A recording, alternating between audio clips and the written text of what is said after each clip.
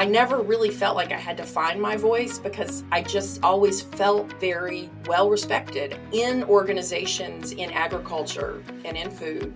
It's been a great group of people. And I guess I can't say enough how especially women executives in these businesses have really come to the table to say, we're all in this together.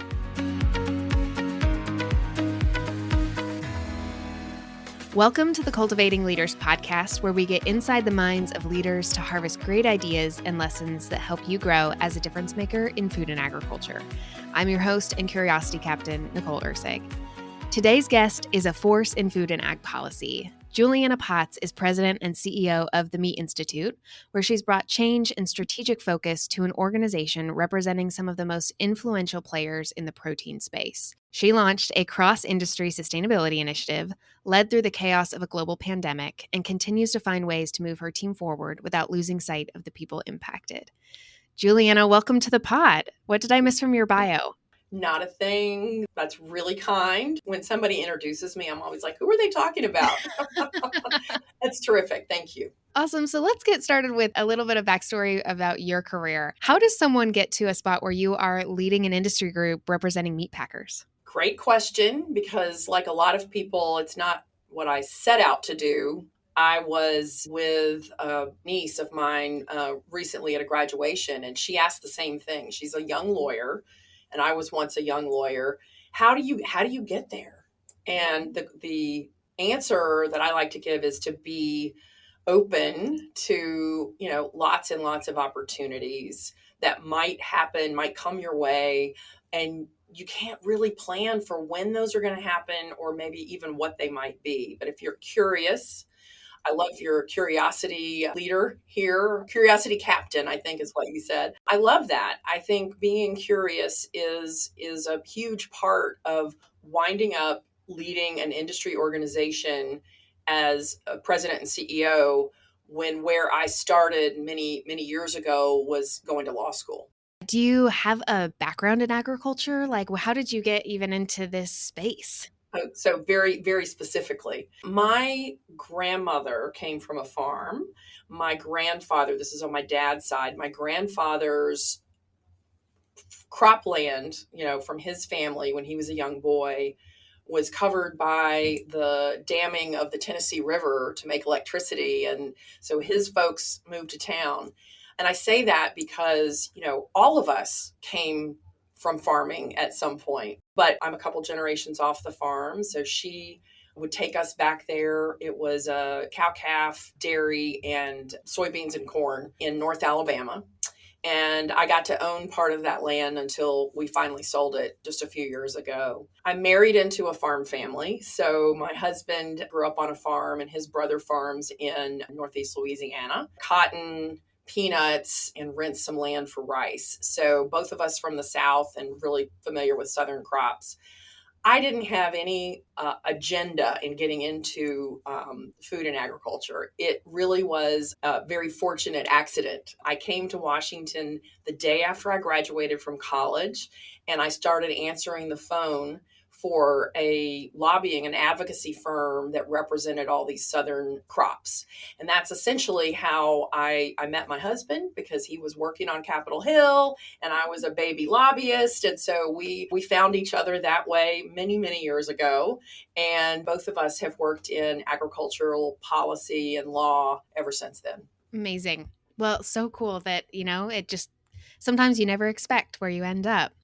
You don't. So for anyone who isn't familiar, explain what the Meat Institute is and what y'all do. So the Meat Institute is a trade association in every sense of that. If you're familiar with what we do, it is to represent businesses in front of government. And in our case, we work mostly with the federal government and all branches. So when we need to litigate, we litigate in the judicial branch. We work very closely with agencies of the executive branch, specifically the Food Safety Inspection Service at USDA. That's our primary regulator. And then we lobby in Congress. And so the folks who are writing the laws, we talk to them about what's good or not good for our industry players.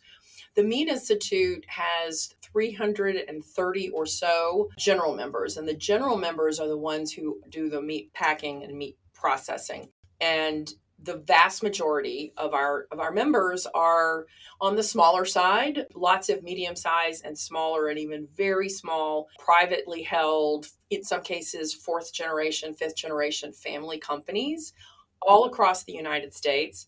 And then, of course, we also represent the companies that are household names and iconic brands like Hormel and Tyson and Smithfield. Many of these organizations have had a relationship with AFA. And so listeners might have even had opportunities to work in some of the companies that belong to the Meat Institute.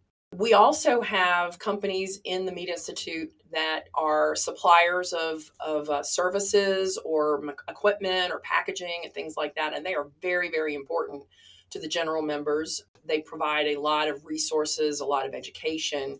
And then we also have customers. So restaurants, grocery stores, and other brother-sister organizations like the Meat Export Federation are in an allied category. So all told, we have between 700 and 800 members.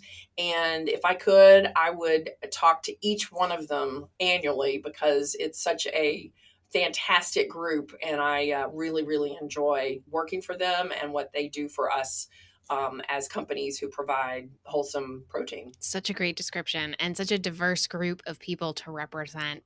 So, Juliana, you are leading in a space where female executives are still very much the minority. So, how have you claimed your voice in these rooms and how has that changed over time in your career? Boy, that's a really great question because it is still, I was, before I was at the Meat Institute, I was at American Farm Bureau Federation. And so left law practice where Farm Bureau was a client and moved into the general counsel role there. And it was largely the board might have been all male. There's a women's group representative on that board, but I can remember I was in my early 30s and I had a conversation with a gentleman who from our board who was a president of a state farm bureau. And he said, you've got a really interesting place here as general counsel of this old organization and then a seat at the table with this, and he meant particularly male board. And I hadn't really thought about it. I mean, that was the thing. I was so scared about doing a good job that I never even stopped to think about that aspect of the job. But what I realized, especially working with farmers, in that case, every single one of them had children, daughters, spouses, wives, sons, sisters-in-law, in the family farming arena, in family businesses like we have in our smaller organizations at the Meat Institute. It's a very, very hands-on for everyone kind of an operation. If the male part of that family is the one who actually is, sort of doing the leadership roles in the organizations like we have, that's where it feels like it's still so heavily dominated by men. I have never felt anything but listened to, respected and well regarded.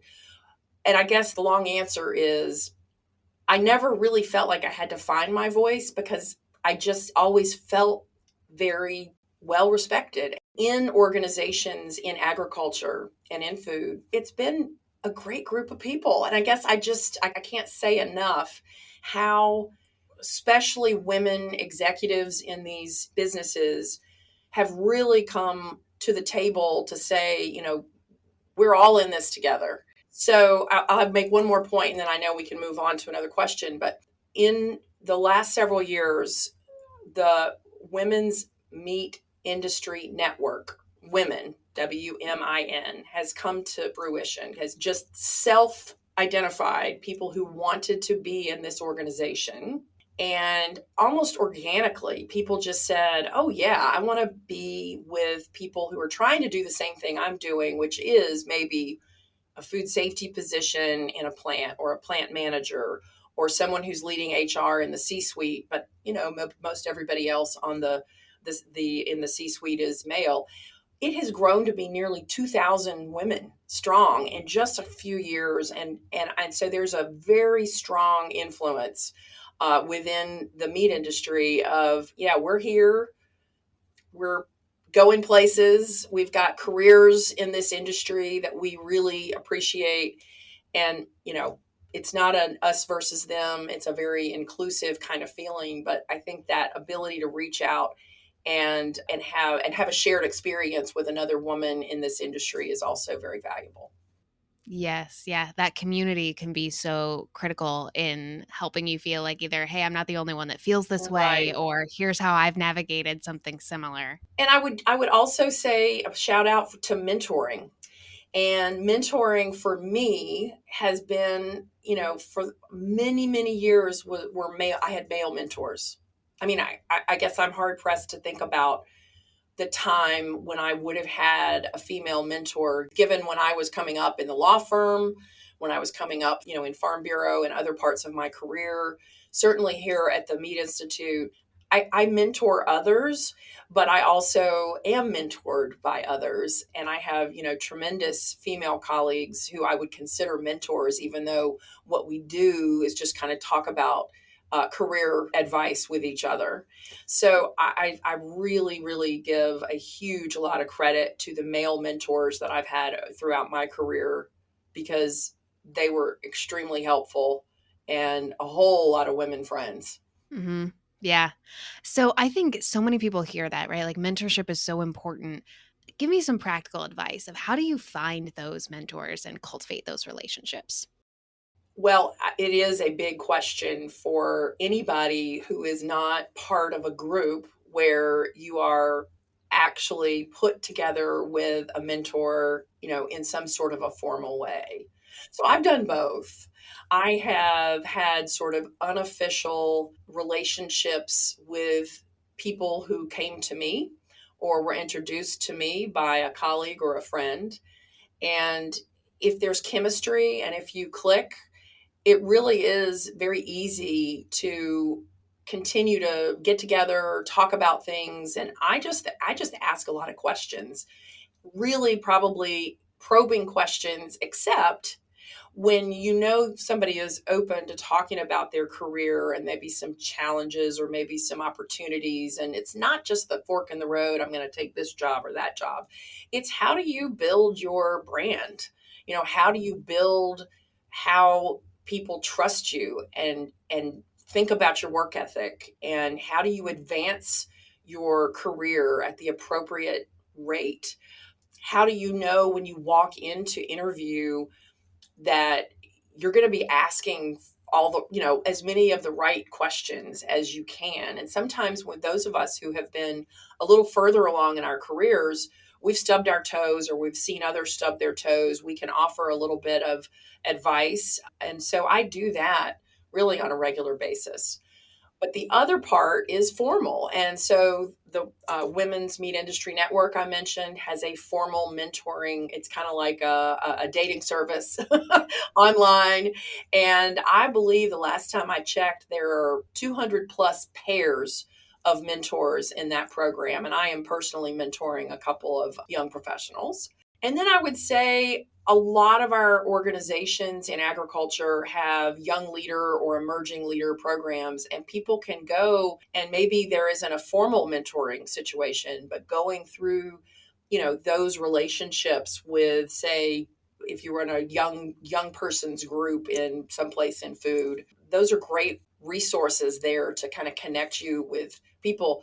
Most everyone I know who is, in a mature position in their career journey loves to connect and share. Yes, absolutely. I think you said a couple things there, which is where people stumble. One is the chemistry piece of it. And if the chemistry isn't there, then forcing it is not fun for either party. And it's okay to be like, this just isn't the right thing and move on. And then the other thing I'm going to plug in here, because you did not, the Meat Institute does have an emerging leaders program. For anyone who is a part of it or in the industry, I can speak firsthand. It is a wonderful experience. It is, and my hat's off to both the emerging leaders who've come through and also our staff here who make it such a wonderful program. We just had the group in for a fly-in, and everybody was, really, really effective talking to their member of Congress or staffs, and that was a lot of fun. But has a component to it that has a formal mentorship. And I just get really good feedback from the mentors wanting to do it again and again because they get so much out of it too. Oh, love to hear that. Okay, so let's shift to your career at the Meat Institute. When you started at the Meat Institute, what was the culture like and what did you notice needed to shift? The Meat Institute had just merged with, the two organizations had just merged to create the North American Meat Institute. We have since changed the name to just the Meat Institute. So I asked the question of my predecessor, how far would you say the group has come? The group of members, the staff, are you like 80% of the way there? Because it was 3 years after the official merger.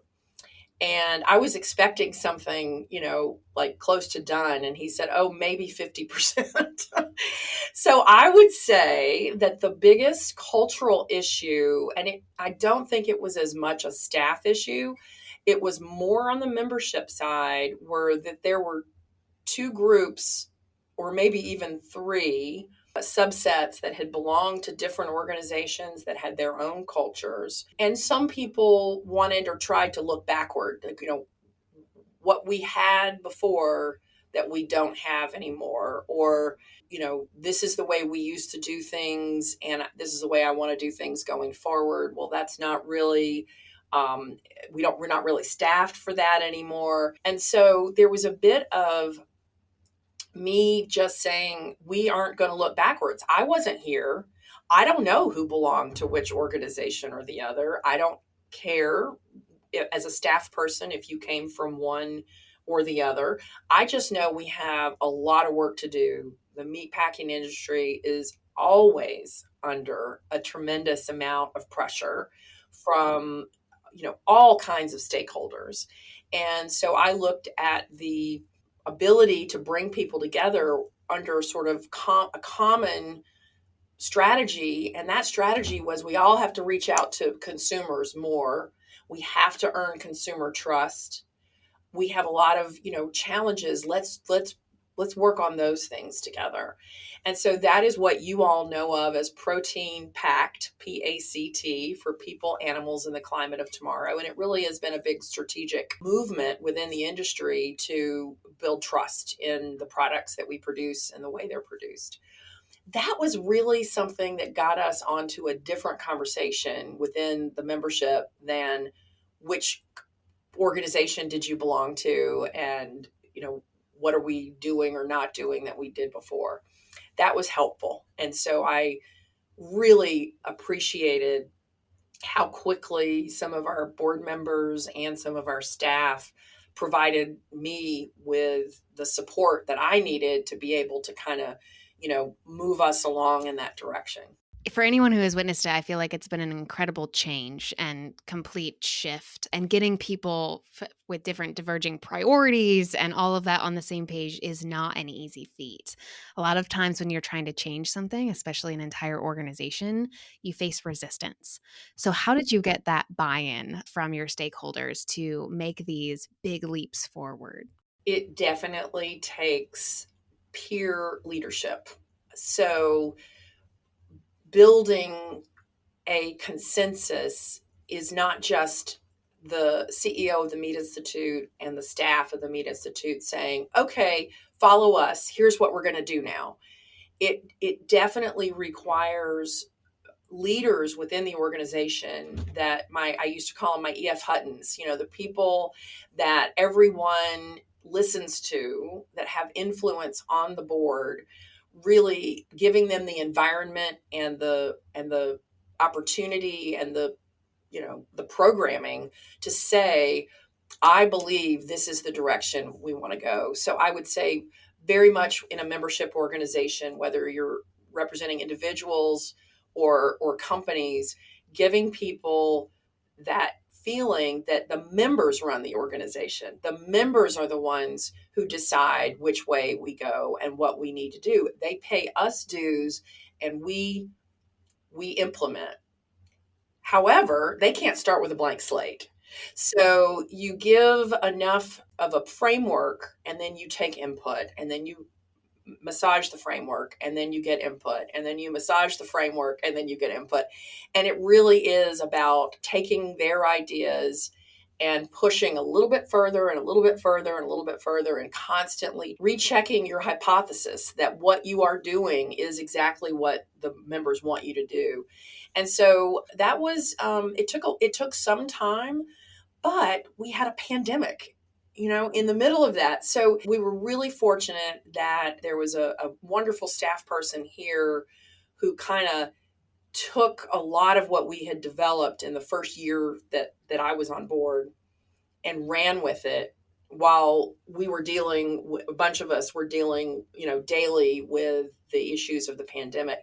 If he hadn't continued to kind of iterate on what are the goals that are important for us to build? How do we collect data from our members to show consumers that we are making progress in all of this? How do we define the kind of resources we need to bring to the table so if people are going to make progress in animal welfare and environmental impact and those kinds of things, we're giving them the tools that they need?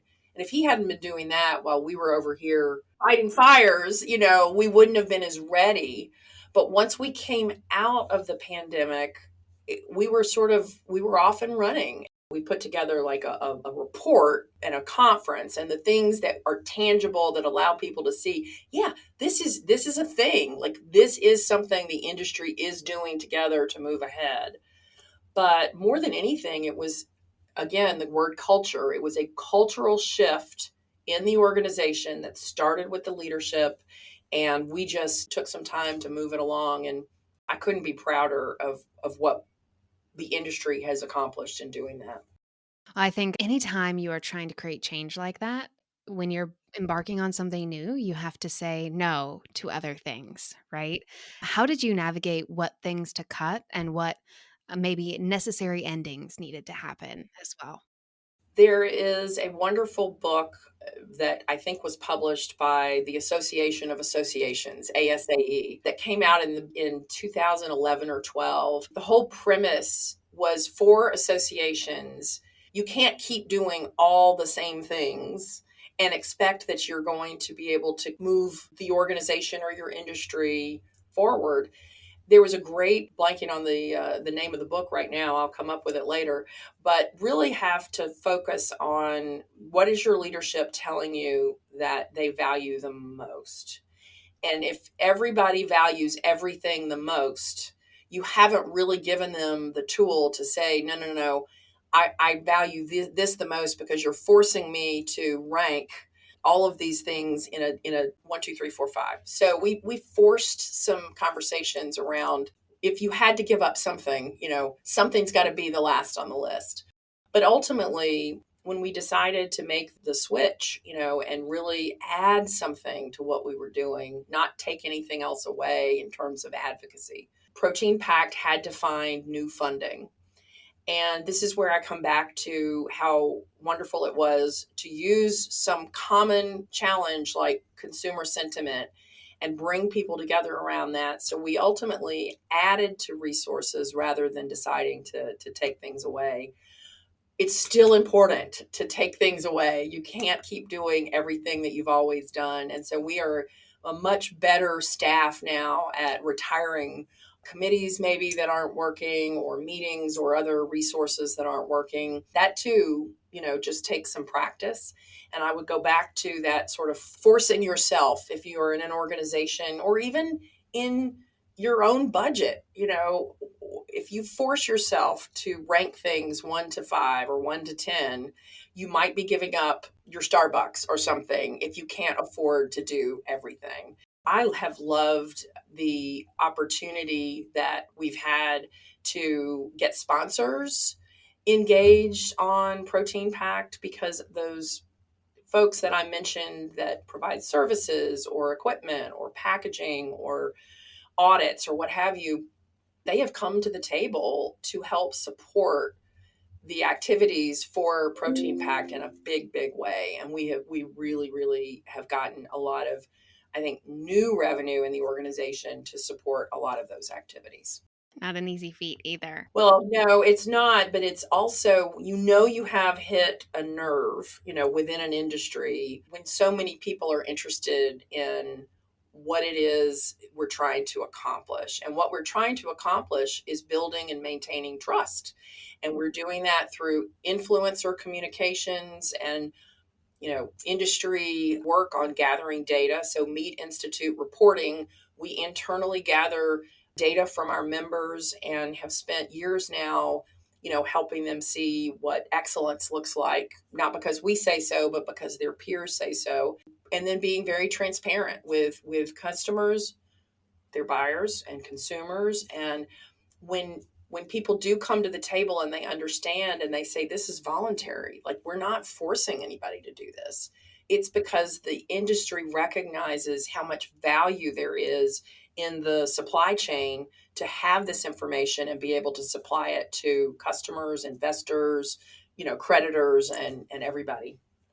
So, Juliana, the challenge and the problem that you are trying to solve is not a small one. And it is one that so many, I would say, other industry organizations, and this is not to just like have tried to solve or that we have gone after in many ways. And I think the challenge for any leader who's trying to create change, right, is the amount of voices and people and input and opinions on how to get there and what to do. How have you all successfully dealt with that never-ending loop of feedback and still been able to make progress?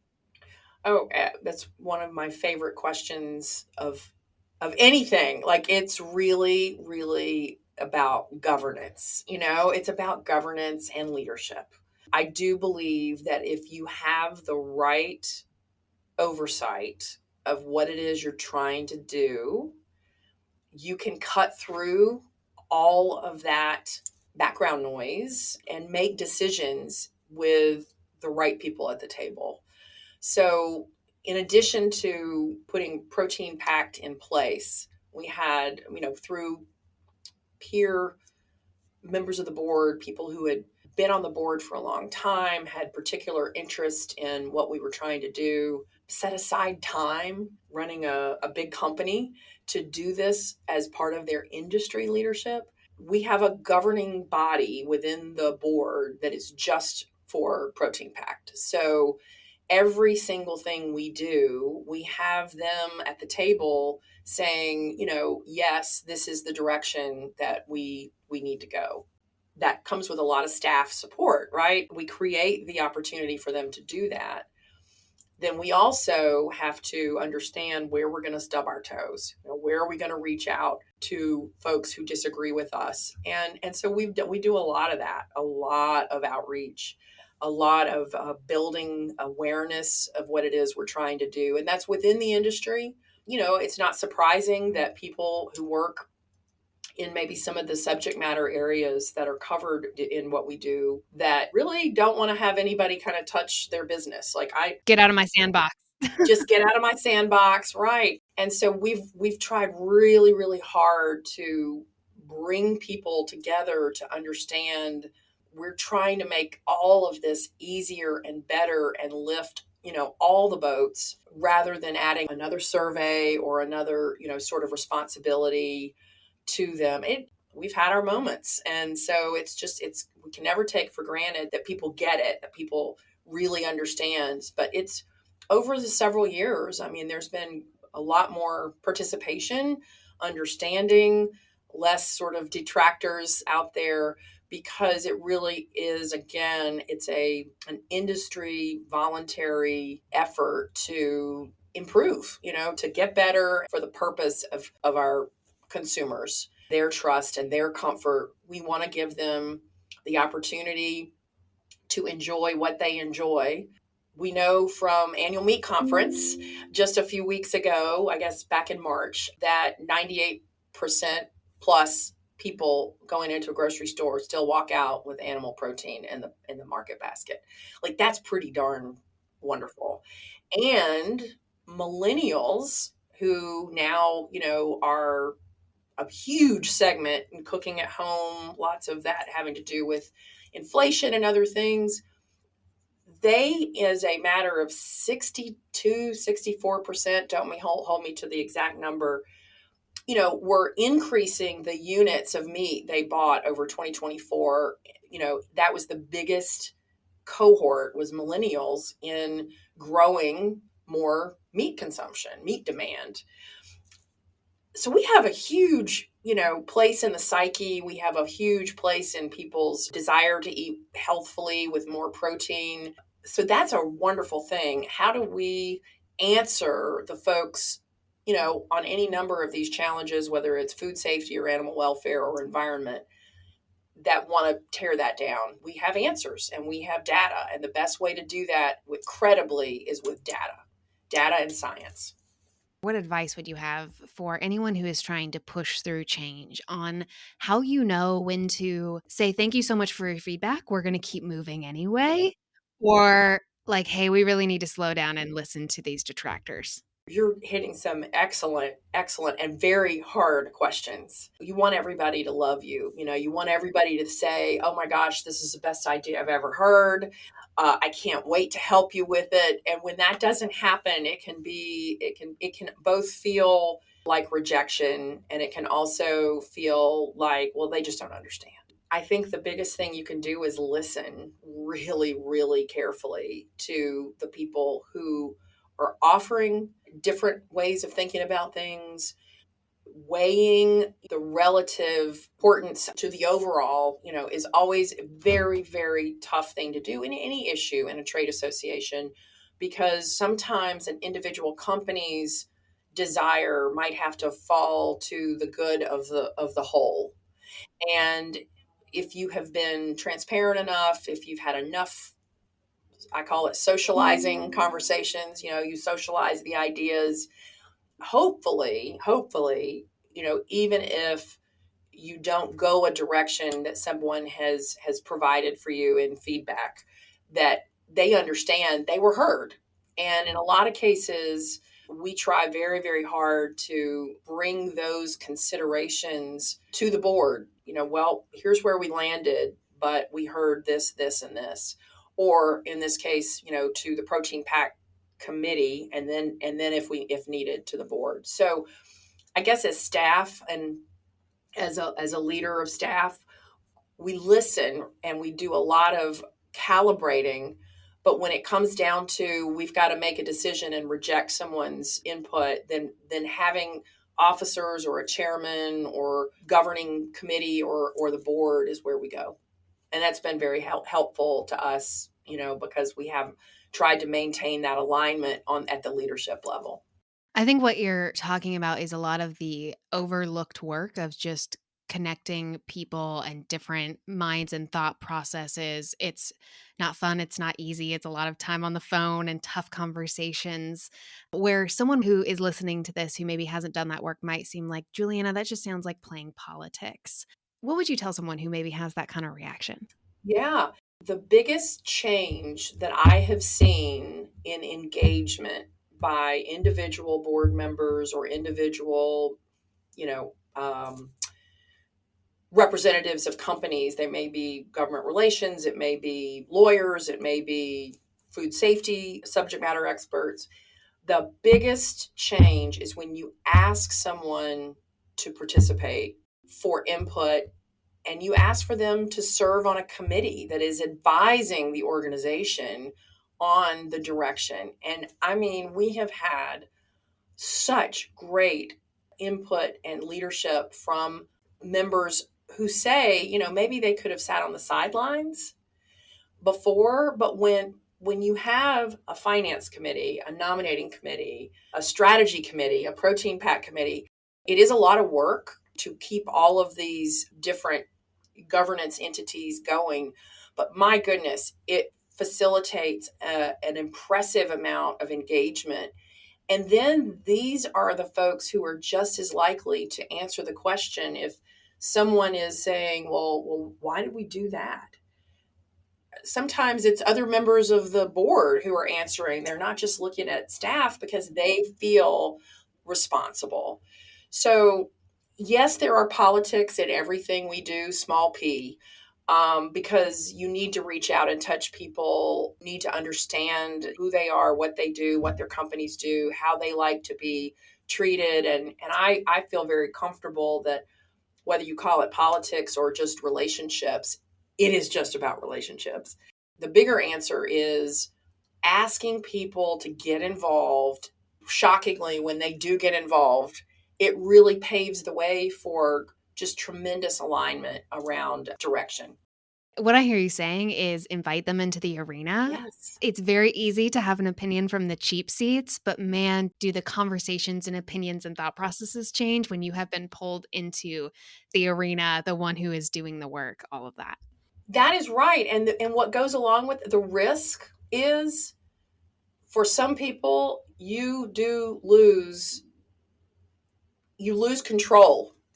We never have control, right? You lose a little bit of control by saying, okay, committee, this is what we're talking about today, and in the end, I'm asking you to make a decision on this. And maybe in my mind, I have asked them to make a decision and I've given them options A, B, and C. In the course of a 2-hour meeting, we might come up with D, E, and F. And that's scary if you're not able to, have the relationship in the room where you can say, you could do that, but here's how I see it. Here's how I think that would play out. And that comes from really, again, knowing your members, knowing your people. And this, I would put this in the same category at work. If you have colleagues at work, you need to kind of understand where people are coming from, listen very well, and then not be afraid to say, I disagree with that, and here's why. Because all of us, when we work in tandem with each other, we work in groups, we're not always going to get our way or our first choice. And so being able to really kind of zig and zag with your board members once you've invited people into the arena, as you said, is really important. I want to touch on something you almost went here, but I think a lot of people think like, okay, you're president and CEO, you are the ultimate decision maker. What you just said is that sometimes you also have to sacrifice your own opinion or your own personal thoughts on how this should go, especially if you're going to lead that way of bringing so many people into the conversation. 100% yes. I feel the same way with my colleagues here on the Meat Institute staff. My version of a statement or my version of a strategy for a particular advocacy event or whatever, I offer it up if I'm asked, or I might offer this is directionally the way I think we should go. But it would be soul crushing if you went off and did that and then I got to say, no, I want to do it this way. I think that there is a real value in, and people call it empowerment or whatever you want to call it, but really what it is it's like people have to know me well enough to know that I got an opinion about everything. But I don't think that I'm right. I don't think that I'm right. I just think I have an opinion. And if you want to ask me what my opinion is, I'm going to tell you. But that doesn't mean that I don't want everybody else around me. Many, many times, I don't know several important facts about what we're dealing with. And so it does take some time in a staff for people to trust that just because, I threw something against the wall doesn't mean that you can't say that is not a good idea and we're not going to do it that way. It's very important to me that people who are on the job doing the things they're doing closest to, say, our trade advocacy or something are the ones who are ultimately making a decision. And I get to have input. And that's the way I feel about our committees too. I know where I want things to go, but my job is to, again, create that environment for the best decision making. And when I see somebody going off a cliff, I can step in and say, I don't think we want to do it that way, but what about this? I love it. I mean, a lot of it is governance and a lot of it is sort of diplomacy. But again, it comes back to relationships and being willing to be completely wrong whenever you need to be. I embrace that. It's not a problem. We don't get anywhere unless we throw crazy ideas up against the wall. Yes. Yeah. Well, I think it's refreshing to hear that too, of just being like, hey, we're going to be wrong sometimes, but being unafraid to still have a voice in the room. Share it anyway. One of the things I want to ask you about, Juliana, is leading through the pandemic, because I think your ability and your experience leading through crisis is something we can all learn from. Obviously, the pandemic now feels a little long ago, but for anyone who doesn't remember, it was a very not fun time to be a meat packer or to be in the meat business during the pandemic, right? Not only were meat packers trying to figure out when they could be open, when they could shut down, dealing with staff members who were ill. It was supply chains were completely wrecked in how we provide meat to our customers. Talk about you and your team's approach during that time, how you navigated such a volatile environment. In some ways, it feels so recent. As you were talking, I'm starting to feel like that PTSD feeling you get when you're like, oh, yeah, I remember that like it was yesterday. We had a lot of calls. So back in the beginning of 2020, we were still on conference calls all the time. We didn't have Zoom, we didn't have Teams, or we didn't use it like we do now. So there was a lot of squawk box. Three of us, really. There were others, but the three of us who really kind of weekly had big phone calls where we were like, okay, here's what we got for you this week. And we would have hundreds of people on the calls, and they depended on us to tell them. Maybe there weren't clear answers, but they depended on us anyway to tell them our best guidance on what we could do. So that was our general counsel at the time, Mark Dopp, who had been working in the industry for, 30 something years and was a very trusted resource and knew regulations, backwards and forwards.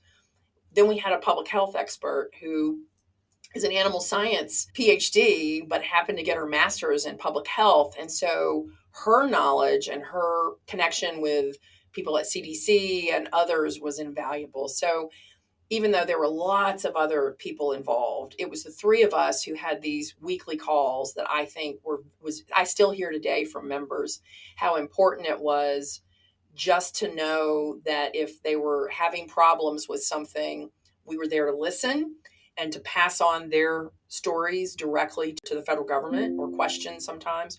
Remember, we didn't know about masking. We didn't know about social distancing. We didn't have shields. We didn't know how anything transmitted. We were still washing our groceries when we got them home. So it was a very, very, very tumultuous time of lack of information.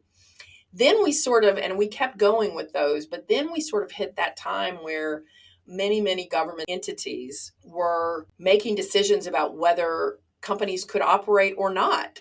And so you didn't have just a federal intervention. You might have had a public health person in a local community or a judge or state public health folks or the governor. I mean, it was just all across the board.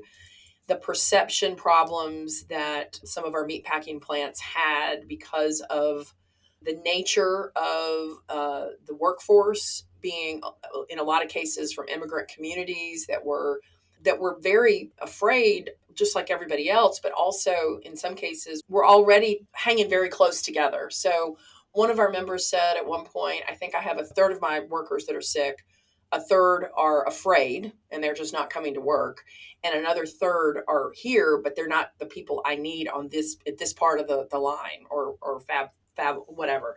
And so it was every day felt like, we were putting out fires and getting as much information as we could to the government and from the government.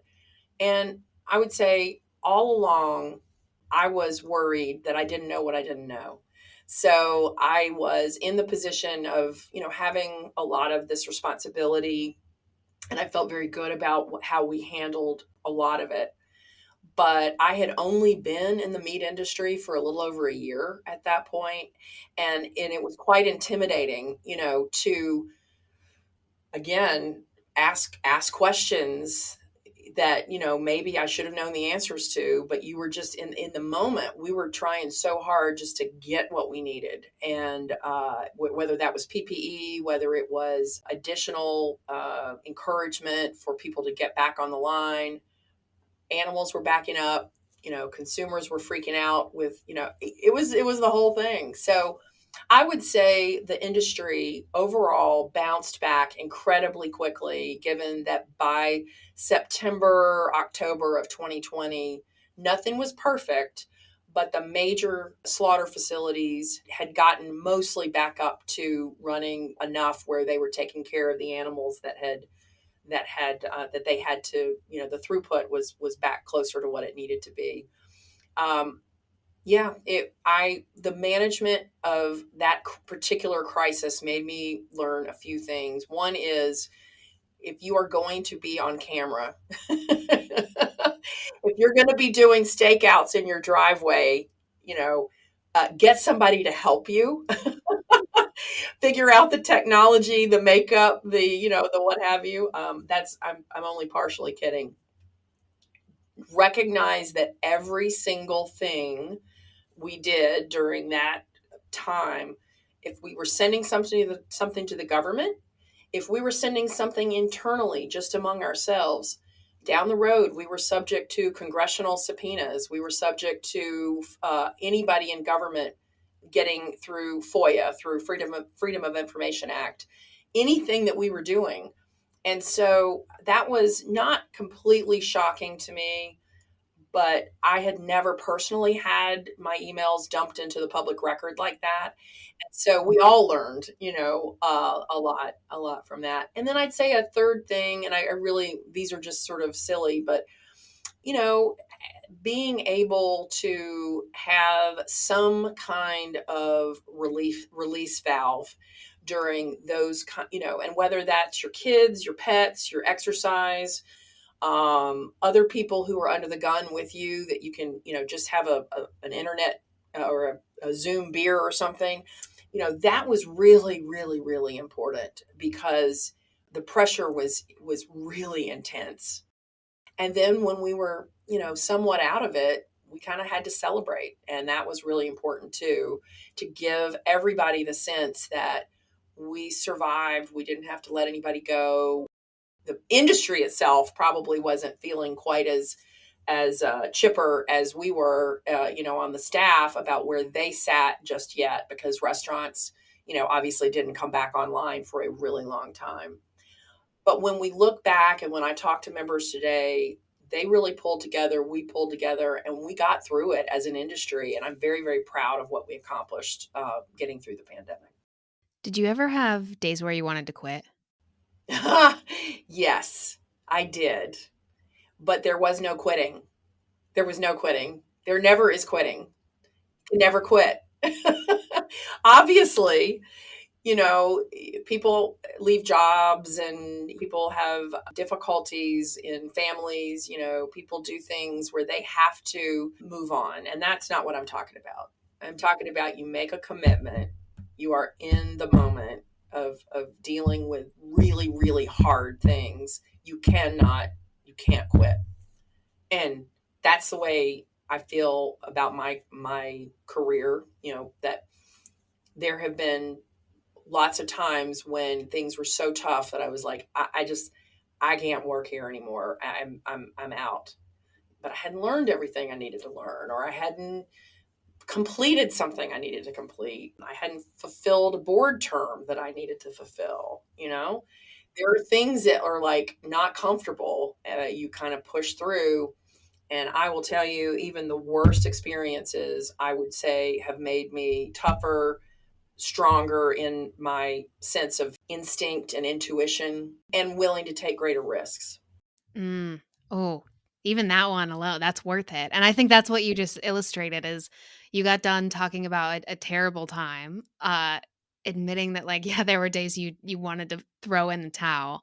But I also just heard you say how proud you are of the work that Oh, happened during that time. And very proud. you wouldn't have that knowledge, or that, like, I would say that even that proof, right? That, like, hey, I can do hard things, if you hadn't pushed through. So I love that story, and thank you for answering my random deep Sure. question of, hey, Yeah. These did you ever want to let it go? you are asking the best questions. I mean, these are really, really spectacular questions. I think you have a gift for putting the really hard stuff into a good question. Oh, thanks. Well, there are things I just want to know. Mm-hmm. Speaking of questions, let's move into rapid fire. Mm-hmm. So let's just try to do these as quick as you can. Okay. One sentence or one Mm-hmm. paragraph is maybe what I'll say. What is one leadership tool that you cannot live without? My executive assistant. And I mean, she keeps me out of trouble, and I love her dearly. What is something people often misunderstand about leadership? That leaders have all the answers. Leaders don't have all the answers and never do, never will. There's always more information to learn, and you can't expect to know everything when you have to make decisions, and sometimes very hard decisions. What is one professional moment that still makes you proud? Oh boy. Um, I got recognized. This is a little self-serving. I got recognized by the Women's Meat Industry Network as most impactful woman of the year. And I have never had anything like that. And to have recognition by your peers, and particularly my female peers in the industry, was really special. I loved it. Incredible and well deserved from even just the stories you've told. Thank you.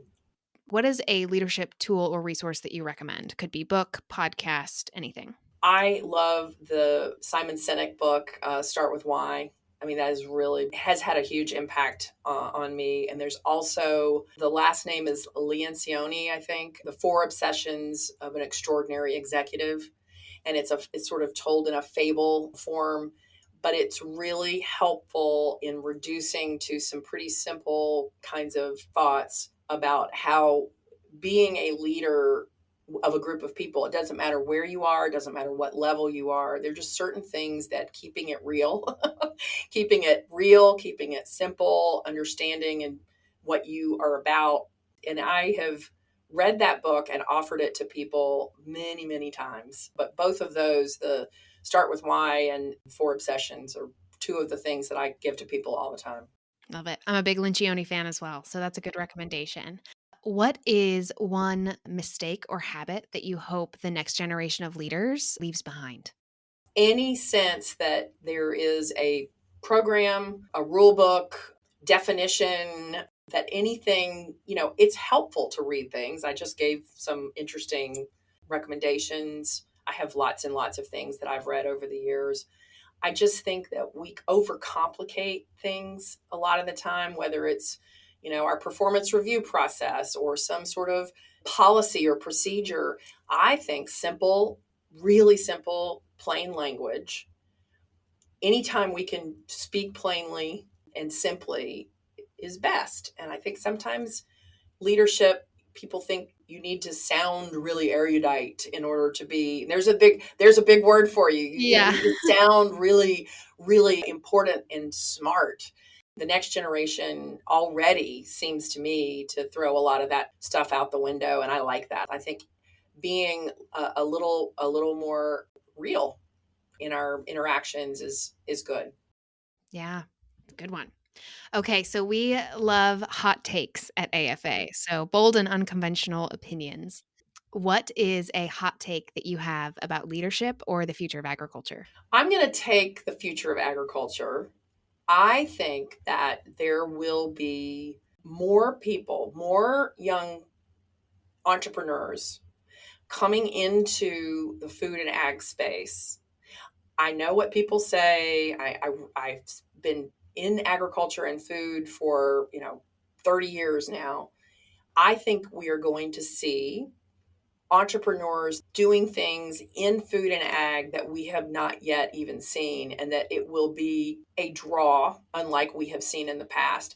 And some of that is because of the attention that we are seeing now with Make America Healthy Again. Some of it is because people just love food, and it goes sort of with everything. I think agriculture is more connected now to the customer than it ever has been.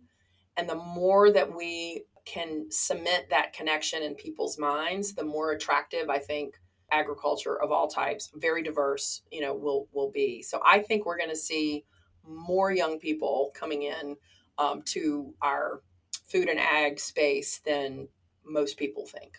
I like it. What an incredible prediction to think about. Well, I believe when I see people, I will mention this.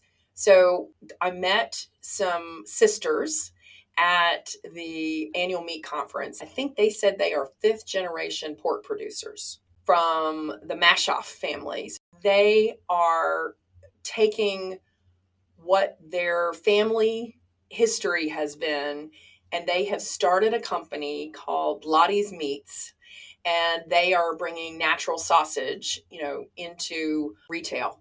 And I thought their marketing was genius. I thought their product was delicious.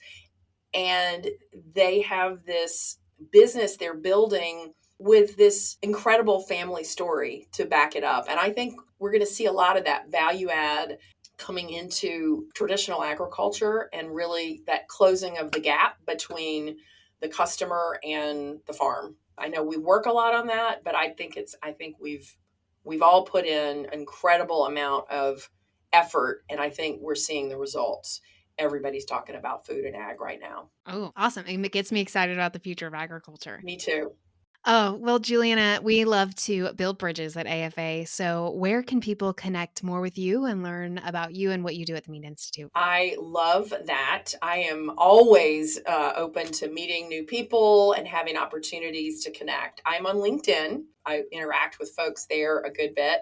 Find me at the Meat Institute. I think we still have all of our contact information is on our website. I am very happy to connect via email. Really reach out to me with questions about the industry, networking. We didn't even get to networking, but networking, is always a big question when you are a young professional. Like, how do I network? What do I do? Well, network with me. Let me know what you're doing. And if there's any way I can connect you with people who are in your field or people you would like to meet, I'm always happy to do that. Well, thank you so much, Juliana. I have so appreciated hearing your stories, learning from you. I'm sure our listeners feel the same. We appreciate your time today, and thank you for joining us on the Cultivating Leaders Podcast. Thanks for listening to the Cultivating Leaders Podcast, brought to you by Agriculture Future of America. If you've been here before, you know we value feedback as a gift. Please leave us a review and let us know how we're doing.